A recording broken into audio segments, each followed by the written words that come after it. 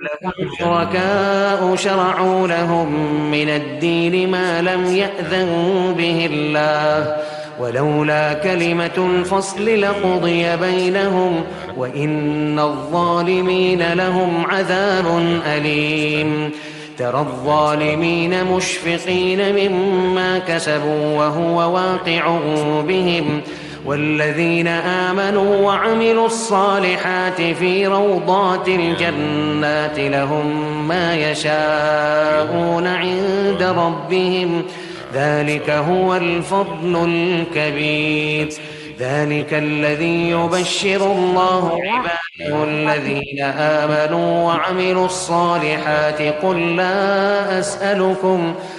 لا أسألكم عليه أجرا إلا المودة في القربى ومن يقترف حسنة نزد له فيها حسنا إن الله غفور شكور أم يقولون افترى على الله كذبا فإن يشأ الله يختم على ويمحو الله الباطل ويحق الحق بكلماته إنه عليم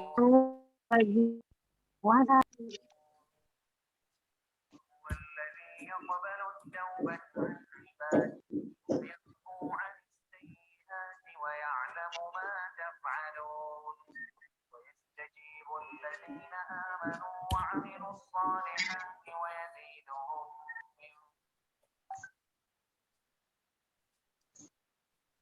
من Udah ada suaranya, Bu. Iya, maaf tadi volume Assalamualaikum. belum dibesarkan. Wabarakatuh. Baik, Assalamualaikum. Waalaikumsalam warahmatullahi Wilujeng wabarakatuh. enjing. Ujung ending, Bu Siti. Assalamualaikum, Pak Ustadz Gunggun. Apakah sudah siap? Waalaikumsalam warahmatullahi wabarakatuh. Udah ya, baik. Kalau gitu langsung saja kita mulai. Namun sebelum kita mulai, seperti biasa kita mohon kesediaan Bunda Empet untuk membuka kajian subuh pagi hari ini. Bunda Empet.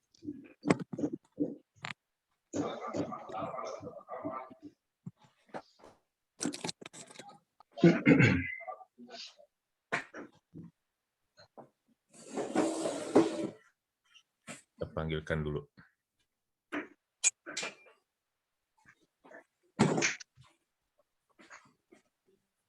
Bunda Empet, Assalamualaikum.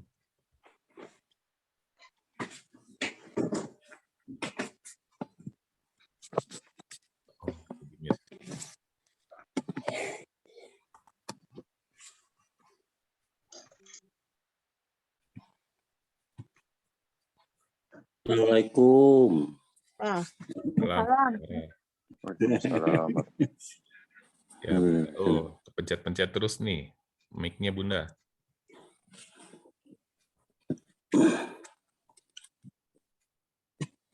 Assalamualaikum. Waalaikumsalam warahmatullahi wabarakatuh. Ya, alhamdulillah. Bunda sudah tampil ini videonya. Alhamdulillah. Sekarang Bunda? Iya, mohon Bunda. Untuk ini. Sekarang ini tadi di rumah juga ada ini di home. Bismillahirrahmanirrahim. Assalamualaikum warahmatullahi wabarakatuh. Waalaikumsalam warahmatullahi wabarakatuh. Pak Rustam, Pak Regi, Pak Muh, Kang Dea yang selalu memfasilitasi kami dalam pengajian ini. Semoga semuanya diberkahi oleh Allah dan mudah-mudahan semuanya dalam ridho dan bimbingan Allah. Hari ini adalah Ustadz Gun-Gun yang akan menyampaikan kita dalam Riyadus Shalihin bahwa kita setiap hari itu ada CCTV-nya yaitu Allah. Dengan hari ini mungkin akan dipaparkan oleh Ustadz Gun-Gun. Jadi kita harus bersiap-siap selalu dalam berbuat kebaikan karena kita sedang antri esok atau lusa dipanggil oleh Allah. Semoga kita selalu dalam keadaan berbuat kebaikan. Dan dalam kesempatan ini dilatih dari mulai sekarang untuk bulan Ramadan belajar sahabat dengan Quran, sahibul Quran. Jadi kita bersahabatlah dengan Al-Quran karena bagaimanapun juga Quran itu adalah firman Allah dan semuanya akurat dan kita harus tetap mentaati dan melaksanakan dalam kehidupan kita sehari-hari. Kalau kita berpegang kepada Quran dan Sunnah Rasul, selamatlah hidup kita insya Allah dunia dan akhirat. Assalamualaikum warahmatullahi wabarakatuh. Waalaikumsalam warahmatullahi wabarakatuh. Atur nuhun Bu Dampet. Sami-sami. Baik, oleh karena itu langsung saja kita menuju kepada Ustadz Gun-Gun untuk bisa langsung menyampaikan pemaparannya. Ya, bismillah. Ustadz. Assalamualaikum warahmatullahi wabarakatuh. Waalaikumsalam. Alhamdulillah, nahmaduhu wa nasta'inuhu wa nastaghfiruh wa na'udzu billahi min syururi anfusina wa min sayyiati a'malina. May yahdihillahu fala mudilla lahu wa may yudlil falan tajida lahu waliyyan mursyida.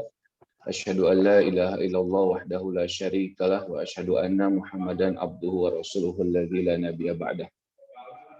Allahumma shalli wa sallim wa barik ala hadzal nabiyil karim wa ala alihi wa sahbihi ajma'in amma ba'd. Fa inna asdaqal hadis kitabullah wa khairal huda hudan nabiy sallallahu alaihi wasallam. Khatiman azani Allah wa iyyakum ajma'in. Alhamdulillah segala puji milik Allah yang mempertemukan kita kembali di pagi hari ini. Salawat dan salam semoga senantiasa terlimpah curahkan kepada uswatun alam Nabi Muhammad sallallahu alaihi wasallam. Semoga sampai juga kepada kerabatnya, para sahabatnya, para pengikutnya yang tunduk taat patuh pada risalah yang dibawanya. Semoga kita semua termasuk di dalamnya. Semoga Allah Ta'ala senantiasa memberikan kekuatan kepada kita semua untuk bisa terus-menerus berusaha memantaskan diri menjadi hamba-hambanya yang solihah, ya, menjadi umat nabinya yang senantiasa bermutabaah kepada sunnah-sunnahnya. Dan Allah berikan keistiqomahan kepada kita semua untuk bisa tetap teguh berada di jalannya sampai kematian menjemput kita semua. Semoga dalam keadaan husnul khatimah, sehingga Allah pantaskan kita untuk memasuki surga yang dijanjikannya. Amin ya Allah ya Rabbal Alamin. Ikhwatul iman azani Allah wa iyyakum ajmain. Insyaallah kita akan meneruskan pembelajaran kita dari kitab Riyadhus Shalihin masih tentang bab muraqabah. Kita akan membahas salah satu di antara hadis Nabi SAW yang dikutip oleh Imam An-Nawawi di dalam bab ini. Hadis ini dari Ibnu Abbas radhiyallahu anhuma an Abil Abbas Abdullah bin Abbas ya radhiyallahu anhuma, dari Abdullah bin Abbas. Jadi radhiyallahu anhuma kenapa? Karena dua-duanya adalah bapak dan anak yang sama-sama Islam ya, sama-sama kaum muslimin. Abbas adalah, sedikit kita mengenal, Abbas adalah paman Nabi Shallallahu Alaihi Wasallam. Di antara paman beliau itu kan kalau kita bagi ada 3 kelompok. Sebentar ibu, saya skip bentar.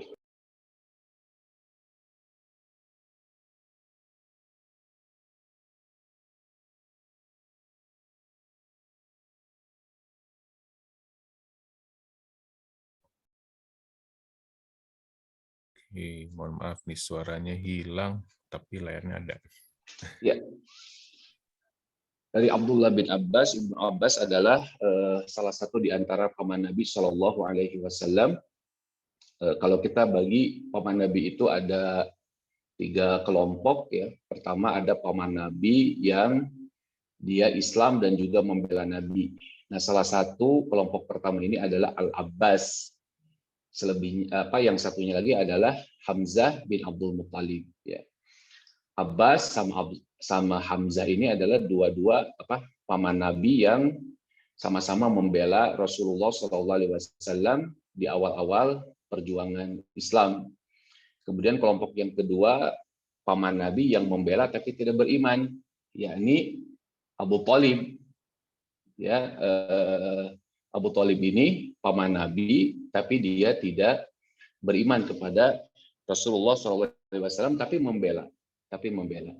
Nah, yang ketiga ada Abu Jahal dan Abu Lahab. Abu Jahal dan Abu Lahab ini kelompok paman Nabi yang mereka itu sama-sama memusuhi, memerangi Nabi.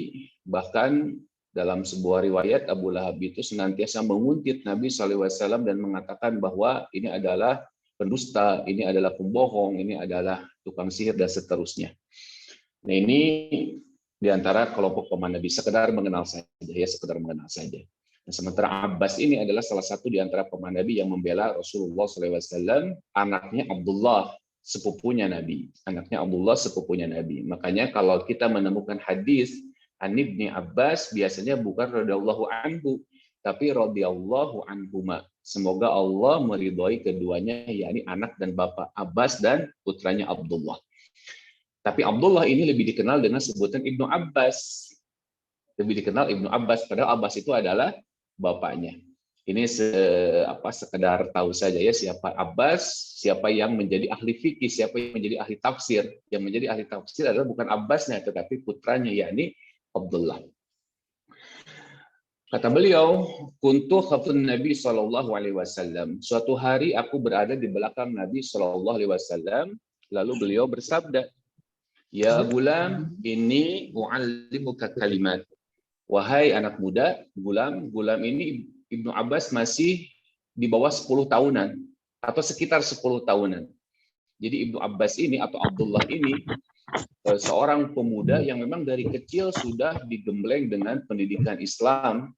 Dia sudah faham, karena Nabi SAW pernah mendoakannya dengan Allahumma faqahu fiddin wa'allamahu ta'wila. Ya Allah, fahamkan dia dalam beragama, jadikan dia ahli fikih, dan dia pandai untuk memberikan penafsiran, memberikan takwil.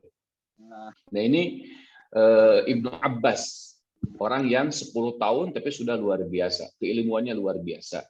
Bahkan Umar Ibnu Khattab, beliau sering membawa Ibnu Abbas dalam tanda petik untuk dipamerkan tentang keilmuannya. Sering dipamerkan oleh Umar bin Khattab kepada sahabat-sahabat yang lain. Kata Ibnu Abbas, Umar bin Khattab itu jarang membawaku jalan-jalan, jarang membawaku pergi ke suatu tempat, kecuali beliau hanya untuk memamerkan aku saja, untuk memamerkan keilmuanku saja, termasuk ketika beliau menafsirkan surah An-Nasr. Surah An-Nasr ditafsirkan oleh Ibnu Abbas dengan penafsiran bahwa dengan turunnya surah ini, bahwa Nabi SAW akan segera menemui ajalnya. Para sahabat yang lain kaget, tapi kata Umar, itulah penafsiran yang insya Allah, penafsiran dibalik penafsiran yang lain. Penafsiran yang dalam tanda petik nyeleneh, tapi ya memang benar. Dengan ditaklukkannya kota Mekah, maka tidak lama lagi Rasulullah SAW wafat. Nah, ini sedikit tentang Ibnu Abbas. Jadi 10 tahun beliau sudah menjadi ahli fikih, beliau sudah menjadi ahli tafsir. Nah, kemudian kata Nabi SAW, ketika Rasulullah membonceng Ibnu Abbas, beliau menasihati Ibnu Abbas, ihfazillaha yahfazka. Jagalah Allah, pasti Allah menjagamu. Ihfazillaha tajidhu tujahak. Jagalah Allah, pasti engkau akan mendapatinya di hadapan wajahmu. Ini nasihat Nabi SAW yang luar biasa. Ihfazillah, jagalah Allah. Artinya apa? Jagalah syariat-syariat Allah. Jagalah aturan-aturan Allah. Jagalah setiap ketentuan Allah. Seolah-olah Allah berada di hadapan kita, sebagaimana hadis yang pertama tentang ihsan, yang malaikat Jibril ajarkan kepada Nabi Muhammad SAW, yang tentu saja untuk para sahabatnya juga, tentang ihsan. Aku bertanya kepadamu tentang ihsan, apa itu ihsan? Ma huwal ihsan? Kemudian kata Nabi SAW, an ta'budallaha ka'annaka tarah, fa illam takun tarah, fa innahu yarak. Ihsan adalah engkau beribadah seolah-olah engkau melihat Allah. Ini tahapan yang pertama, tapi kalau engkau tidak sanggup untuk melihatnya, maka Allah senantiasa melihatmu, dan tanamkan keyakinan di dalam hatimu. Itulah ihsan. Nah, ketika kita memiliki sifat ihsan, maka insya Allah kita akan menjaga aturan-aturan Allah, kita akan mawas diri, kita akan senantiasa merasa ditatap, dilihat, dan diawasi oleh Allah Azza wa Jalla. Nah, hubungannya dengan muraqabah, karena orang yang mampu menjaga aturan-aturan Allah, orang yang mampu menjaga syariat-syariat Allah adalah orang-orang yang memang merasa diawasi oleh Allah. Makanya Muhammad bin Masruq At-Tusi, beliau mengatakan, barang siapa yang bermuraqabah kepada Allah dalam setiap detikan hatinya, maka Allah akan menjaganya pada setiap gerakan anggota tubuhnya. Kata beliau, barang siapa yang bermuraqabah, barang siapa yang senantiasa merasa diawasi oleh Allah dalam setiap detikan hatinya, maka Allah akan menjaganya pada setiap gerakan tubuhnya. Makanya dalam sebuah hadis qudsi Allah Ta'ala berfirman, kata Allah, kalau aku sudah mencintai hambaku tersebut, artinya orang tersebut sudah menjaga kewajiban-kewajibannya, kemudian dia lakukan yang sunnah-sunnahnya, kalau dalam bahasa Sunda fardu kalaku, sunnah kalampah, ya kan?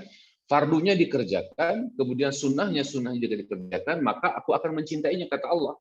Kalau aku sudah mencintainya, aku akan menjadi matanya yang dengannya dia melihat.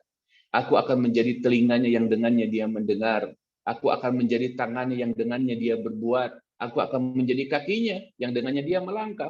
Artinya setiap gerakannya itu dijaga oleh Allah Azza wa Jalla. Kenapa? Karena dia menjaga aturan-aturan Allah. Dia merasa bahwa dia dilihat, ditatap, diawasi oleh Allah. Tidak mungkin orang yang senantiasa merasa diawasi itu melakukan kemaksiatan dengan sesuatu yang dibenci oleh yang mengawasinya. Nggak mungkin.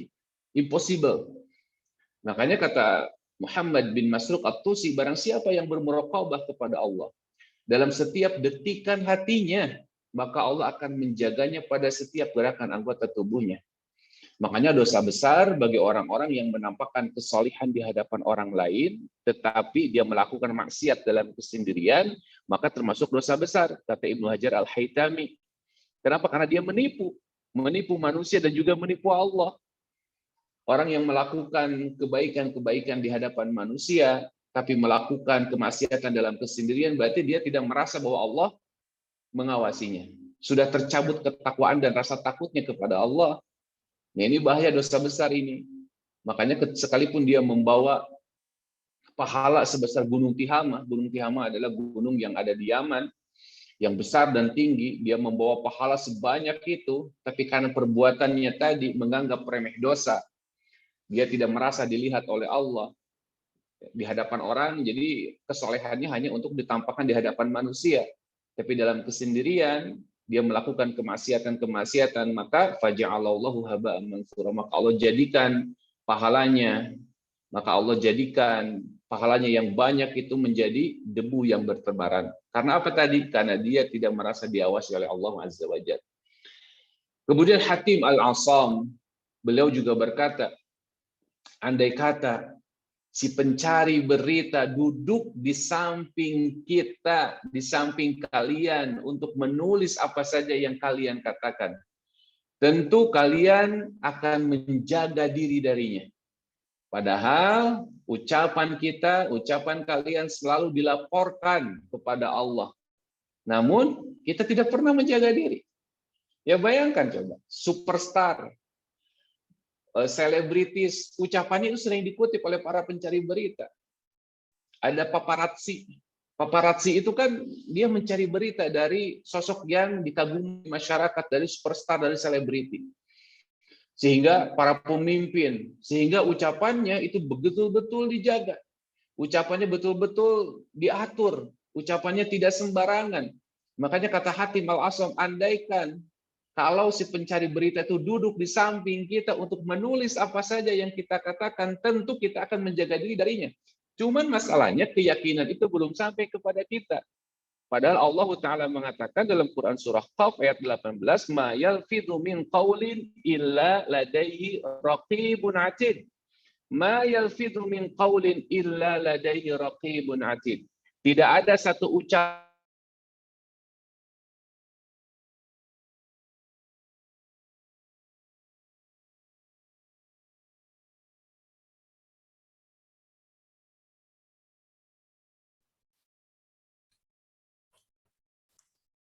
Cek. Ya, sepertinya jaringannya di Ustadz Gunun agak terganggu ya. Sambil kita coba tunggu sebentar.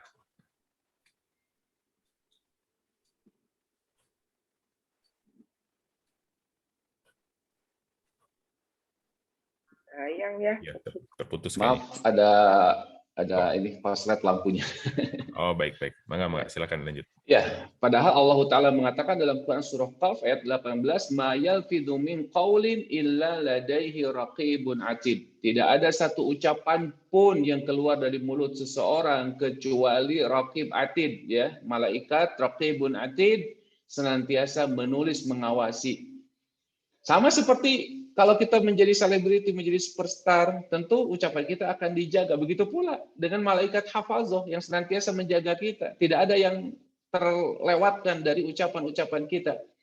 Tidak ada yang tertinggal dari setiap ucapan kita, apalagi perbuatan-perbuatan kita. Ini kata Hatim Al-Asam. Kemudian Abdullah bin Qasim bin At-Tusi, beliau juga mengatakan, kata beliau, Muhammad bin Aslam berkata kepadaku, "Hai Abu Abdullah, aku bersamamu. Dan aku telah mengetahui bahwa bersamaku dalam bajuku ada yang menyaksikanku. Maka bagaimana bisa aku mengerjakan dosa? Karena yang berani mengerjakan dosa adalah orang bodoh yang tatkala melihat tidak ada orang yang melihatnya, maka dia berkata, sekarang aku tidak ada orang yang melihatku.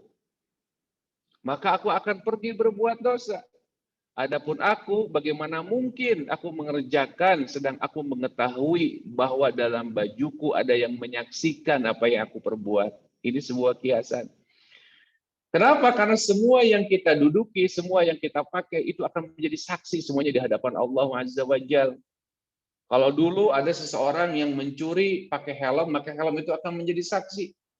Kan helmnya sudah rusak, Allah bisa kemukakan kembali, jangankan begitu. Jangankan begitu. Kalau kita lihat CCTV, sebagaimana tadi Bunda Empet singgung ya, bahwa kita itu di CCTV ya, diawasi terus. Kalau kita lihat sekarang, bagaimana CCTV bisa membongkar semuanya. Jangankan begitu, teman saya cerita, ada seorang kawannya, dia dipanggil oleh KPK. Kemudian data-data belasan tahun yang lalu itu bisa keluar semuanya. Coba bayangkan, ini di dunia. Dia dipanggil oleh KPK, padahal orang itu sudah lupa. Orangnya sudah lupa, diinterogasi oleh KPK. Begini. Kata dia, ya mungkin iya, karena dia sendiri sudah lupa. Ternyata kamu berbohong, katanya. Mungkin dia bukan berbohong, tapi dia memang sudah lupa. Ternyata dibuktikan semuanya. Ya, di print out semuanya. Data-data yang belasan tahun yang lalu itu bisa keluar lagi. Itu baru manusia yang membuat itu. Bagaimana dengan catatan Allah Azza wa Jalla yang maha sempurna, tidak yang terlewat sedikit pun. Manusia saja bisa melakukan hal itu. Chat kita, obrolan kita ini terekam ini. Ada server yang merekam semuanya. Apalagi nanti di akhirat kelak, al-yauma nakhtimu ala afwahihim wa tukallimuna aydihim wa tashhadu arjuluhum bima kanu yaksibun. Pada hari di mana mulut kita akan dikunci, tangan kita akan berbicara, kaki kita akan bersaksi, semuanya bersaksi. Allah bisa bangkitkan itu semua. Makanya Abdullah bin Qasim At-Tusi beliau mengatakan, kalau orang lain ketika dalam kesepian bisa berbuat dosa, maka aku tidak mungkin berbuat dosa, karena baju yang aku pakai sekalipun itu akan menjadi saksi dari perbuatan dosa-dosaku. Ini luar biasa ikhwatu iman. Bagaimana muraqabahnya orang-orang terdahulu ini luar biasa. Ada seseorang yang bertanya kepada Al-Junaid, bagaimana jalan menuju Allah? Beliau menjawab, jalan menuju Allah adalah taubat yang menghalangi dari terus-menerus berbuat dosa. Jalan menuju Allah itu yang pertama adalah senantiasa bertaubat. Karena taubat bisa menghalangi seseorang dari terus-menerus berbuat dosa. Orang yang taubat dengan sungguh-sungguh, dia akan terhalangi dari dosa berikutnya. Berarti menunjukkan bahwa taubatnya diterima oleh Allah. Taubat yang diterima, tandanya adalah dia bisa berhenti dari dosanya. Kemudian yang kedua, kata Al-Junaid, jalan menuju Allah itu adalah rasa takut yang menghilangkan kelengahan. Jadi kalau kita memiliki khauf yang luar biasa kepada Allah, khosyah yang luar biasa kepada Allah, maka tidak mungkin kita lengah dari pengawasannya. Tidak mungkin kita lalai dari perintahnya. Tidak mungkin kita menyia-nyiakan kesempatan yang Allah berikan kepada kita untuk melakukan ketaatan amal saleh kepadanya. Nggak mungkin. Jadi rasa takut ini harus dibangun, ikhwatu iman. Rasa takut, khauf atau khasyah ini harus dibangun di dalam diri kita supaya kita tidak lengah, tidak lalai. Bayangkan kalau Allah memanggil hayya 'alas shalah, kemudian kita masih lalai saja. Sementara ketika ada keramaian, orang-orang ribut ya tentang menganggap bahwa menyamakan suara gonggongan anjing, suara adzan dengan gonggongan anjing, banyak yang marah. Banyak yang marah. Tapi secara de facto kaum muslimin ya mayoritas hampir menyamakan suara azan itu dengan gonggongan anjing. Secara de facto begitu, betul tidak? Betapa banyak muadzin mengumandangkan azan, tapi anteng-anteng saja. Nggak ada gitu kerinduannya, nggak ada bagaimana reaksinya ketika mendengar azan itu. Bukankah kalau begitu sama?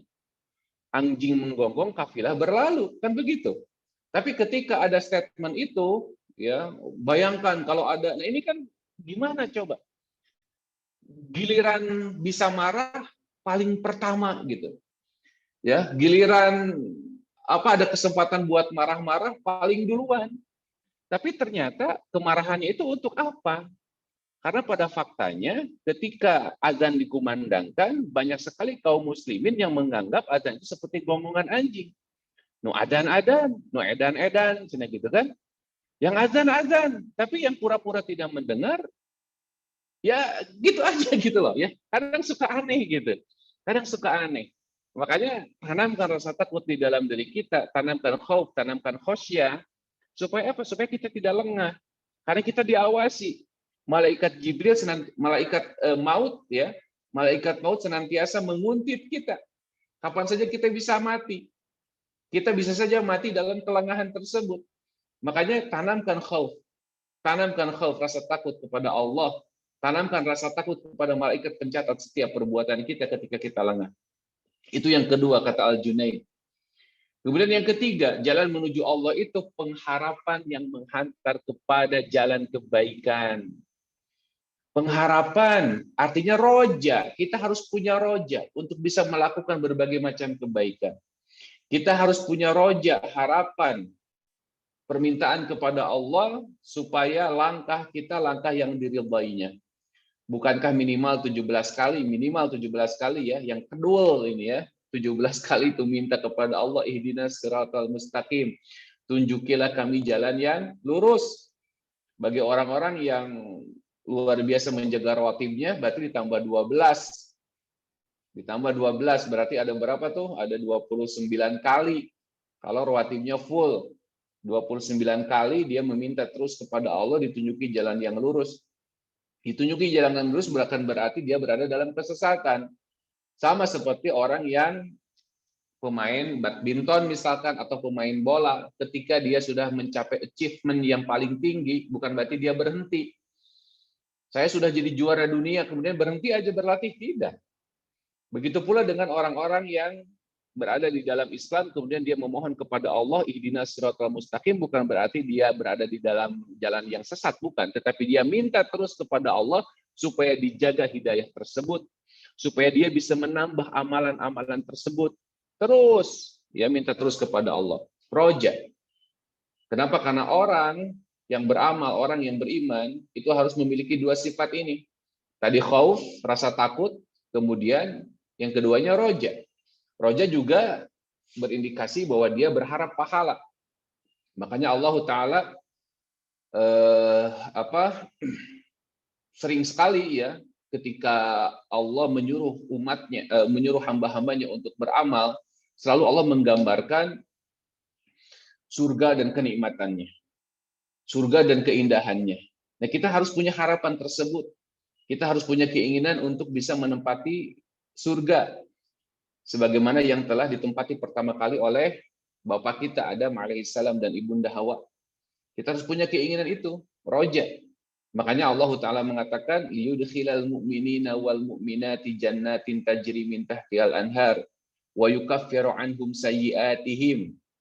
Minta anharu khalidina fiha wa yukaffiru anhum sayyi'atihim wa dzalika indallahi fauzan wa kana dzalika indallahi fauzan 'azima. Dalam Quran surah Al-Fath ayat 5, Allah menjanjikan Orang-orang beriman, mukmin laki-laki, mukmin perempuan, masuk surga yang di dalamnya ada air sungai yang mengalir, kemudian dihapuskan segala dosa-dosanya. Ini kan roja. Ini kan harapan kita supaya kita bisa menggapai apa yang Allah janjikan tersebut. Nah, kemudian yang keempatnya kata Al-Junaid, jalan menuju kepada Allah itu adalah muraqabah kepada Allah pada setiap detikan hati. Muraqabah, merasa diawasi oleh Allah dalam setiap detikan hati. Dalam setiap detikan hati. Kemudian Abu Hazim Al-A'raj, beliau menyampaikan nasihatnya. Kata beliau, takutlah kepada Allah, mendapatimu berada dalam apa yang dilarangnya, dan tidak mendapatimu pada apa yang diperintahkannya kepadamu. Ini luar biasa nih ya orang-orang terdahulu. Ya, khauf nih. Beliau fokus kepada khauf. Kata beliau, takutlah kepada Allah ketika mendapati kita berada dalam apa yang dilarangnya. Kemudian, takutlah kepada Allah jika Allah mendapati kita tidak pada apa yang diperintahkannya. Artinya, bagi orang-orang soleh semacam ini, duduk diam tanpa melakukan aktivitas ruhani, tanpa melakukan aktivitas yang religi, itu adalah kesia-siaan. Duduk diam, hanya memperhatikan e-commerce misalkan, terus aja di-scroll ya. Saya juga memang resep gitu ya. Nah, ini nasihat juga bagi saya ya. Saya juga kadang suka ya, hanya sekedar melihat barang-barang elektronik atau apalah kadang. Memang itu, padahal kita nggak ada yang mau dibeli, cuma sekedar senang saja. Nah, kata Abu Hazim Al-A'raj ini adalah kesia-siaan. Padahal Allah mengawasi kita. Allah akan mempertanyakan usia kita, Allah akan mempertanyakan waktu kita, Allah akan mempertanyakan umur kita. Ya. Makanya kalau Allah mendapati kita dalam kesia-siaan, Allah mendapati kita tidak dalam melakukan ketaatan kepadanya. Bahkan nauzubillah Allah mendapati kita ketika kita berada dalam larangannya. Ini adalah musibah yang besar. Luar biasa ini orang-orang terdahulu sampai sebegitunya. Artinya tidak ada waktu yang terbuang sia-sia. Kenapa? Karena meyakini bahwa Allah senantiasa mengawasi. Allah senantiasa mengawasi sehingga malu. Kalau ada orang yang hanya sebatas gogolehean, misalkan ya, tiduran, kemudian tidak diiringi dengan zikir. Kalau tiduran diiringi dengan zikir, dengan baca Quran, ini ya luar biasa ya. Tapi kalau hanya sekedar diiringi, hanya sekedar diisi dengan scrolling tadi e-commerce, nonton video yang tidak ada manfaatnya misalkan. Ini juga nasihat bagi saya. Ya. Saya ini penggemar Kang Ibing ya, sering sekali cari-cari bodornya Kang Ibing karena lucu-lucu memang ya. Ya mungkin sesekali makin masih dimafhum, masih dikasih uzur lah ya, dikasih alasan. Tapi kalau terus-terusan begitu ya, dalam waktu senggang itu lagi, dalam waktu luang itu lagi, habis zuhur itu lagi, ini kan musibah luar biasa, ya. Makanya kata Hazim Al-A'raj, ya jangan sampai Allah mendapati kita dalam kesia-siaan. Terlebih ketika kita melakukan yang dilarangnya. Naudzubillahi min dzalik. Ibnu Jauzi beliau mengatakan, demi Allah, seseorang apabila sedang sendiri dengan apa yang dicintainya dari yang haram, dan dia mampu mengerjakannya, sedang nafsunya sangat berhasrat kepadanya, namun kemudian dia melihat kepada pandangan Allah. Dia meyakini bahwa Allah melihatnya kepadanya. Allah melihat kepadanya, maka kemudian dia malu dengan hasratnya tersebut pada apa yang dibenci oleh Allah, maka kemudian hilanglah hasrat tersebut. Jadi kata Ibnu Jauzi, manusia memang diberi dorongan untuk berbuat maksiat. Kadang kesempatan berbuat maksiat itu ketika dia dalam kesendirian. Kemudian dia berhasrat, ingin melakukan sesuatu yang haram, yang dicintainya, yang disukainya. Luar biasa dorongan nafsunya. Tapi kemudian dia ingat bahwa Allah senantiasa mengawasinya, kemudian dia malu dengan hasratnya tersebut, maka ini akan menjadi pahala luar biasa. Kita pernah mendengar bagaimana kisah 3 orang yang terkurung di dalam gua. Salah satu di antara orang yang berdoa kepada Allah, ya Rabb, sesungguhnya aku pernah mencintai seorang perempuan, dalam riwayat lain sepupunya. Aku sangat mencintainya. Ketika dia dalam keadaan butuh, ketika dia dalam keadaan terpuruk, dia meminta uang kepadaku, maka aku berikan uang dengan syarat aku bisa memilikinya. Aku bisa melampiaskan nafsuku kepadanya.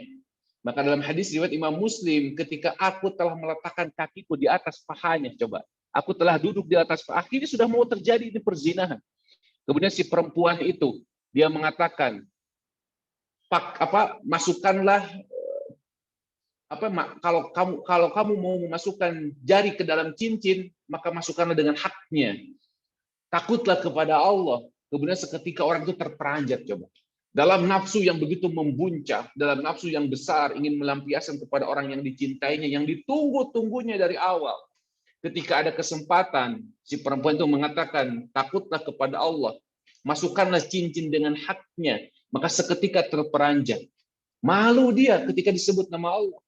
Makanya orang yang beriman itu, innamal mu'minuna idza dzukirallahu wajilat qulubuhum. Idza dzukirallahu wajilat qulubuhum, apabila disebut nama Allah, wajilat qulubuhum, bergetar hatinya. Bergetar hatinya. 5 kali azan dikumandangkan, yaitu tadi ya, kita cuek-cuek saja, Allahu Akbar, cuek-cuek saja. Tapi pas begitu azan itu disamakan dengan gonggongan anjing, baru kita marah gitu kan ya. Kadang suka aneh-aneh gitu ya. Suka aneh-aneh kita ini. Padahal kalau saya masih setuju saja ya kalau azan itu ada diatur ya. Jadi setiap RW gantian misalkan biar tereanting. Yang penting mah zonasinya diatur lah aja gitu ya. Nah, jadi kan azan tenang lah ya. Ya biar ini aja lah, biar di satu sisi ada kebaikan juga ya mengatur suara azan ya. Tapi kalau menyamakan azan dengan gonggongan anjing ya tentu saja kita juga harus ada reaksi emosi, memang harus penting. Cuman ya kita juga harus merefleksikan kepada diri kita sendiri, jangan sampai kita marah di satu sisi, tapi di sisi lain kita tidak sesuai apa yang kita apa yang membuat kita marah tersebut gitu ya. Nah, jangan sampai juga seperti itu. Nah, kemudian masih kata Ibnu Jauzi, beliau mengatakan, "Idza ma khalauta ad-dahr yawman fala taqul khalautu walakin qul alayya raqib." Ini adalah syair, apabila suatu hari engkau sendirian, maka jangan katakan aku sedang sendirian, akan tetapi katakan ada yang mengawasiku. Wala tahsabanna Allah yaghfulu sa'ah wala an ma takhfiyahu anhu yaghib. Jangan menyangka Allah lengah sesaat pun. Apa yang engkau sembunyikan bukan tidak tampak baginya. Apapun yang kita sembunyikan bukan berarti tidak tampak, tidak dilihat oleh Allah. Maka Allah tetap senantiasa mengawasi kita. Alam taro annal yawma asra'u dzahib wa anna ghadar lin nazirina qarib. Tidakkah engkau melihat hari ini cepat berlalu dan esok adalah dekat bagi yang menantinya. Artinya kita harus bisa menjaga diri karena kematian itu sudah semakin dekat dengan kita semua.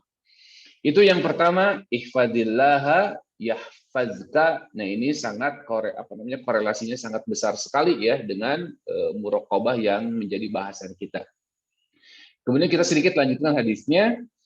Iza sa'alta fas'alillah. Apabila kamu meminta, maka mintalah kepada Allah. Wa iza sta'anta fasta'in billah. Apabila engkau meminta pertolongan, maka mintalah pertolongan kepada Allah. Seseorang yang meyakini bahwa Allah senantiasa mengawasinya, seseorang yang meyakini bahwa Allah senantiasa memenuhi kebutuhan hidupnya, maka orang tersebut tidak akan pernah bergantung kepada orang lain. Kenapa surah Al-Ikhlas itu surah yang dicintai oleh Allah Ta'ala? Karena di dalam Quran surah Al-Ikhlas itu terkandung sepertiga Al-Quran. Ini berisi tauhid nih, surah Al-Ikhlas ini. Di situ ada kalimat Allahus Samad, Allah tempat bergantung. Kalau kita memaknainya dengan benar, maka sekecil apapun kebutuhan kita, kita mintanya kepada Allah. Bahkan para sahabat Nabi SAW, kami ketika putus sendal, maka kami minta kepada Allah. Artinya masalah sekecil apapun adukan semuanya kepada Allah.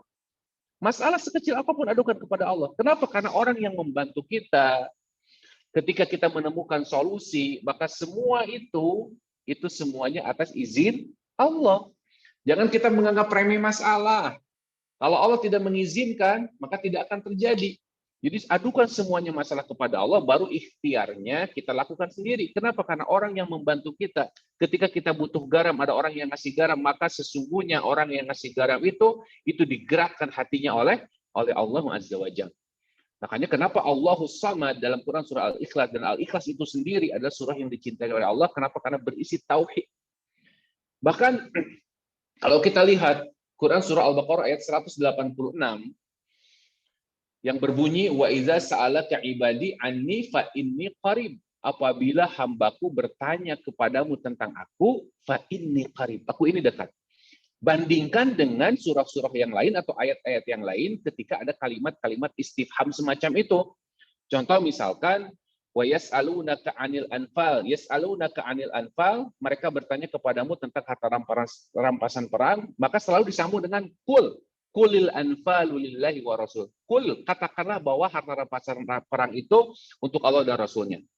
Kemudian wa yas'alunaka 'anil mahid, misalkan. Mereka bertanya kepadamu tentang haid, maka selalu ada kata sambung kul. Hiya adza fa'tazilun nisa. Contoh lain, wa yas'alunaka madza yunfikun, mereka bertanya kepadamu tentang apa yang diinfakkan, maka kata sambungnya kul lagi, katakan lagi. Tetapi ketika masalah doa dalam Quran surah Al-Baqarah tadi, Allah tidak menggunakan kata kul. Allah tidak memerintahkan Nabi untuk menjelaskan, tapi Allah sendiri yang langsung. Fa inni qarib, aku ini dekat. Artinya setiap hamba punya kesempatan untuk meminta kepada Allah secara langsung. Walaupun boleh kita meminta kepada orang tua, orang-orang salih, ya, bukan orang mati, ya, orang-orang salih yang masih hidup boleh kita meminta doa. Tetapi kata Allah, semua manusia memiliki kesempatan yang sama untuk berdoa. Makanya kalimatnya wa idza sa'alaka ibadi, langsung fa inni qarib, tidak menggunakan qul fa inni qarib. Artinya Allah tempat meminta, Allah tempat memohon pertolongan. Kemudian selanjutnya wa'lam annal ummata law ijtama'at ala an yanfa'uka bi syai'in lam yanfa'uka illa bi syai'in qad katabahu Allahu lak.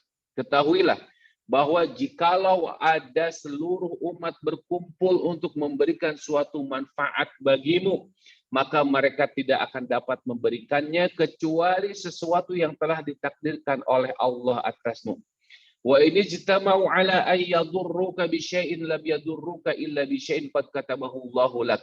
Dan jikalau mereka berkumpul untuk merugikanmu, membahayakanmu dengan sesuatu, maka mereka tidak akan bisa melakukan itu kecuali yang telah ditakdirkan Allah atasmu. Rufi'atil aqlam wa juffatis suhuf, pena-pena pencatat telah diangkat dan lembaran-lembaran telah kering. Artinya apa? Segala sesuatu yang terjadi, baik kebahagiaan, baik kesengsaraan, semuanya sudah Allah tuliskan, semuanya atas izin Allah. Sekalipun manusia berkumpul, jin dan manusia berkumpul untuk memberikan madarat kepada kita, demi Allah itu tidak akan pernah terjadi. Kecuali yang sudah Allah tetapkan di Lauhil Mahfuz 50.000 tahun sebelum langit dan bumi diciptakan. Begitu pula sebaliknya, seseorang yang ingin memberikan manfaat kepada kita, memberikan kebahagiaan kepada kita, memberikan kehidupan kepada kita, menyambung kehidupan kita, mereka tidak akan pernah bisa melakukannya kecuali atas apa yang telah Allah tuliskan di Lauhil Mahfuz 50.000 tahun sebelum langit dan bumi diciptakan. Oleh sebab itu, ikhwata iman, azanallahu wa iyyakum ajmain, Allah juga mengingatkan kita dalam Quran surah At-Taubah ayat 51, kata Allah, kul, katakanlah, sekali-kali tidak akan menimpa kami melainkan apa yang telah ditetapkan oleh Allah bagi kami. Nah, ini harus menjadi keyakinan ikhwat iman. Jadi orang-orang yang beriman itu pede. Orang-orang yang beriman itu tidak dihantui oleh rasa takut. Bukan berarti tidak berikhtiar, tetap ya. Seorang yang beriman harus berikhtiar menempuh takdir yang baik karena ini adalah kewajiban. Menempuh takdir yang baik adalah kewajiban. Barang siapa yang menyelisihi ikhtiar, yang meninggalkan ikhtiar, berarti dia sudah bermaksiat kepada Allah, kata Abu Bakar Al-Jazairi. Tetapi artinya apa? Ketika dia sudah berikhtiar dengan baik, dia sudah memilih takdir yang baik, maka dia tidak akan pernah kecewa atas apa yang ditimpakan kepadanya. Kata Allah, "Qul la yusibana illa ma kataballahu lana huwa maulana." wa 'alallahi falyatawakkalul mu'minun, ya, At-Taubah ayat 51. Katakanlah, dan ini harus menjadi keyakinan kita, tidak ada yang bisa menimpa kami kecuali atas apa yang telah Allah tuliskan bagi kami. Allah lah maulana, Allah adalah wali kami, Allah adalah pelindung kami. Dan hanya kepada Allah lah orang-orang mukmin bertawakal. Ini harus menjadi keyakinan ikhwat iman. Ya, harus menjadi keyakinan bahwa tidak ada yang menimpa kita kecuali semua itu sudah ditetapkan oleh Allah Azza wa Jalla.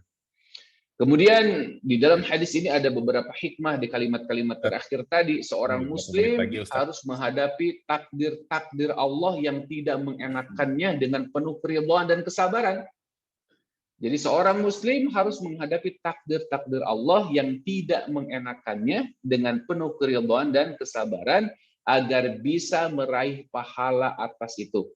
Makanya doa ketika kita menerima musibah, apa doanya? Allahumma ajurni fi musibati wa khlufli khairam minha. Ya Allah, berikanlah aku ganjaran pahala atas musibah yang menimpaku ini dan gantilah dengan yang lebih baik. Ingat, yang dimaksud dengan ganti yang lebih baik itu tidak semata-mata di dunia, tapi ganti yang lebih baik tentu saja nanti di yaumil akhir di surganya Allah Azza wa Jalla.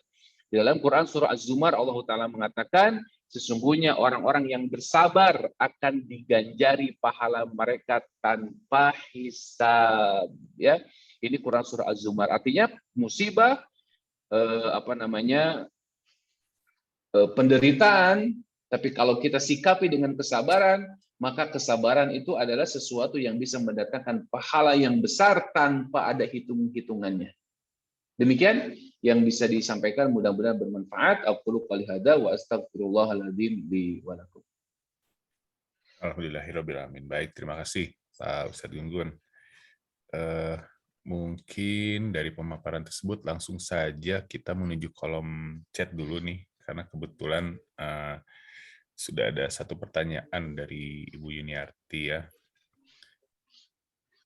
Mungkin bisa langsung nanti dijawab saja oleh Pak Ustadz Gun-Gun. Saya bantu bacakan bahwa pertanyaannya adalah kebaikan-kebaikan terhadap manusia dalam kesendirian selalu melakukan kesesatan, suka menonton televisi yang tidak bermanfaat, ucapan kotor mungkin ya, tidak dijaga lisan. Bagaimana solusi agar bagaimana solusi ucapan tidak ada yang benar, suka ada ucapan jelek, maksudnya menjaga lisan ya. Mungkin demikian, silakan Pak Ustadz. Iya, tadi sudah saya paparkan ya. Solusinya itu kita meyakini bahwa Allah senantiasa mengawasi kita. Allah Ta'ala alam. Oke. Jadi selalu mengingat-ingat ya bahwa apapun yang akan kita ucapkan, kita perbuat, selalu ada yang mengawasi. CCTV tadi. Betul. Ya. Nah itu CCTV itu ya. Baik, ini para jamaah mungkin kalau masih ada pertanyaan, karena waktu sudah menunjukkan pukul 6 juga, mungkin kalau ada satu silakan langsung raise hand atau buka mikrofonnya. Kami persilakan.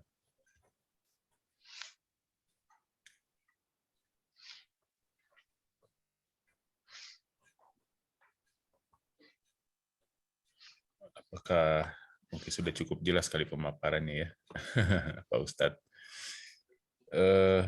Bapak Ibu jemaah, mohon maaf tadi waktu di awal ya, saya share screen mungkin suaranya tertutup oleh suara live YouTube yang tadi lupa saya matikan, saya kecilkan.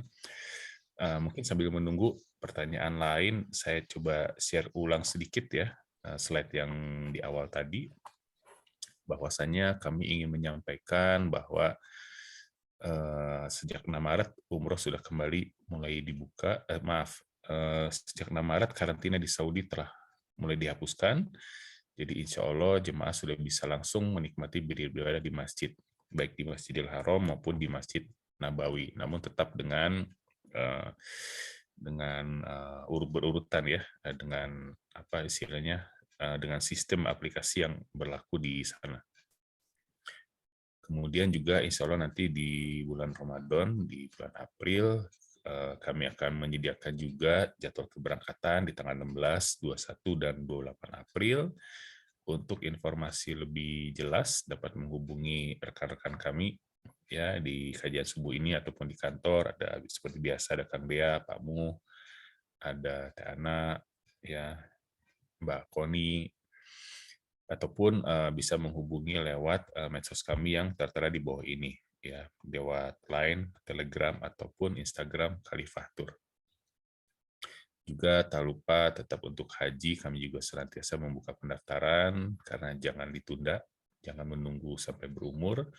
Kalau memang sudah ada niat disegerakan saja, lebih cepat lebih baik untuk menghindari daftar antrian yang sudah semakin lama ya, apalagi dengan tertundanya keberangkatan jemaah Indonesia di masa pandemi ini.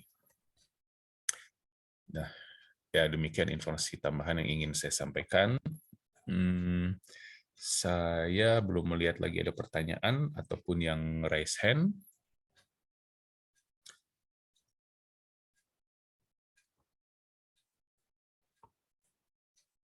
Baik, kalau begitu mungkin Pak Ustadz Gun-Gun ada closing statement atau konklusi dari kajian di pagi hari ini, Pak Ustadz. Silakan. Sekalian saja kita tutup kajian untuk pagi hari ini. Ya, closing statement-nya tadi ke Quran surah Qaf ya ayat 18 bahwa ma yalfidhu min qaulin illa ladaihi raqibun atid. Tidak ada satu ucapan pun yang keluar dari lisan kita kecuali semua itu akan dimintai pertanggungjawabannya karena ada yang mengawasi, ada yang mencatat, sehingga dengan perasaan seperti itu mudah-mudahan tidak ada satu ucapan pun yang keluar dari lisan kita yang mengandung maksiat, yang mengandung